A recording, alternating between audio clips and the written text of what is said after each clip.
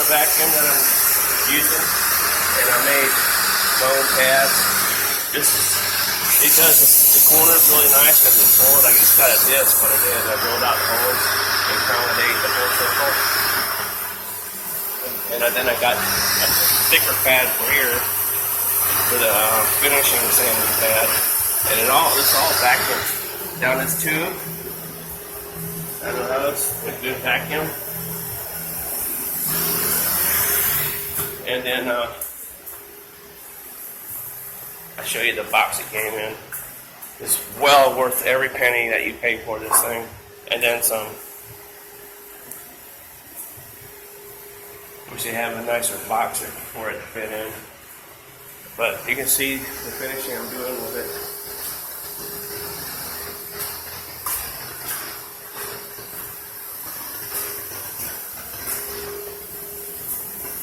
It does a really awesome job for inside corners and everywhere.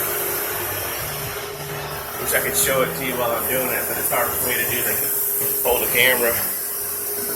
Alright, bye.